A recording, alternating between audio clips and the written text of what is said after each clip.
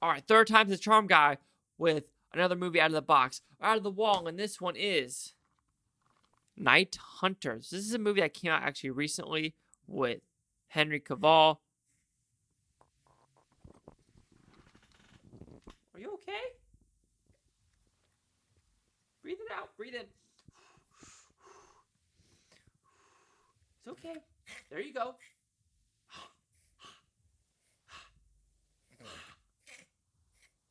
Get it out of your system. Cough it out. Ugh.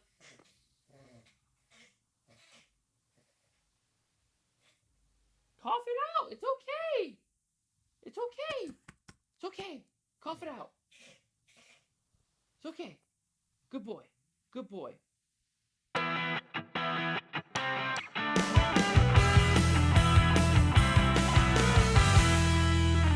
Alright, so what is Night Hunter about? Well, this has a little bit of everything in it. Not like everything of like comedy, but when you come to cop shows where it's about serial killers, this has a little bit of everything in it when it comes to that aspect. Interesting twists, interesting subplots, interesting stories of what each character's motivations are.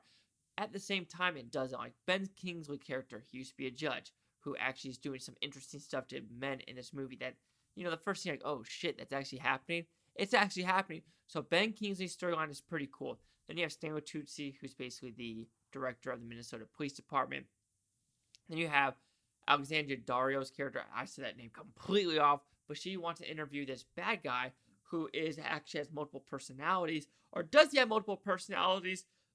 And is he pulling an Edward Norton from Primal Fear, or is there more to the story? And then you have Henry Cavill, who's basically a nitty-gritty cop who's seen too much shit in his life, and he's just always, I want to say down in the dumps, but he's really motivated to work, and he kind of puts his daughter and his, ex-wife in the background. But while this case is going on, he realizes, what is he doing? Because a lot of these family members from other police departments in this movie are getting killed, are kidnapped because of this serial killer in the background. So what I like about this movie, it is very interesting. I did like the premise. I saw a couple things after this movie because you always get wonder like, oh, what's on IMDb and what's on Rotten Tomato? And I'll just tell you right now, it didn't get a strong score, which I can't understand that. But I understand what this movie is going for, and I did enjoy it for this low budgetness of it. Because like Henry Cavill, looks rough in this movie, not like, he's a big dude. Like I want to mess with him in real life. He is Superman, But he looks rough in this movie. He shows it. He plays the character like a rough character. And the bad guys in this movie are pretty gross characters, and you're just wondering, like, damn, like, ooh, these characters are not good people, and you're okay with them dying, or you want them to die. And it might be a satisfying ending when you watch it, or you might not be satisfied with this ending. I kind of was with what I was going for with this movie, but you've seen this before, 100 times you've seen it. Cop, serial killer, other people, in it. You've seen it in Seven. There is a very gritty Seven moment in this movie where I was like, if this goes there, and it almost does, and you're like, oh my god, we're going there. And if they actually played it out to like full Seven, David Fincher style level of shit, I could see this getting actually a worse rating than it actually is. But they decided to go kind of the lighter route. Because, man, if they went, like, I felt like, yeah. Because when this movie was happening, it's like, oh my god, they're going there. And they went there, But they didn't go full David Fincher. They went 70% David Fincher, which I kind of had to give him credit for pulling punches like that. But like I said, you've seen this movie before. I did like the twists and turns. People are like, oh, it just doesn't make sense. Yeah, some stuff doesn't make sense. And people might be upset with this movie as well. It's like, how they're going through files of like, oh, this person and this person and this person. They try to find, the bad guy real quick. Like, oh, that can't happen in real life.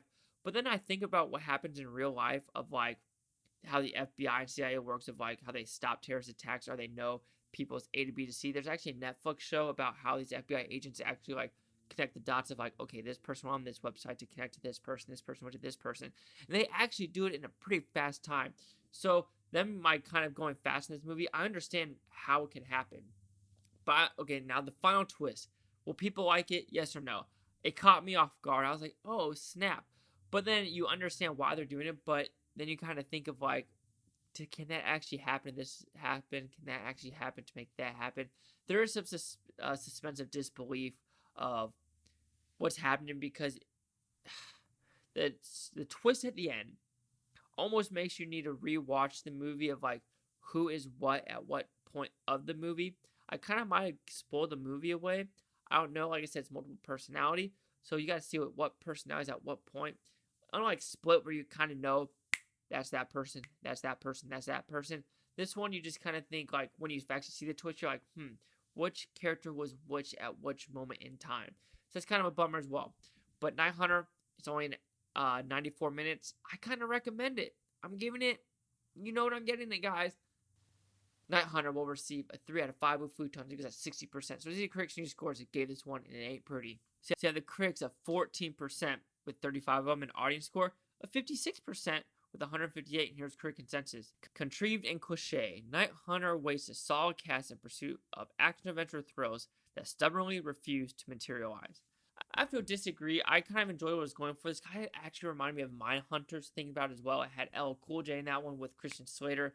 That's another good one. I have it on DVD. They need to make a Blu-ray of that one. If Arrow is listening, or Shout Factory, which I know you're not, but Mindhunters would be a good one to do. They're doing 13 Ghosts. That's a huge positive. But anyway, Night Hunters. It came out, I think, in limited release in November 2019. It is out on Blu-ray. I bought it. It was cheap. To me, it was worth the buy, actually. So do you agree with my 60, the 58, or the 56, or the 14? Cheese like the Boo Futon. Like, comment, subscribe. One of the things, Futon Top, you Bootonians. Thanks for watching. Have a great day. And stay safe out there with the quarantine. And don't be a night hunter during this time. We already are worried about a lot, and people are freaking out. Oh, yeah. Just I like it, guys. USA, USA.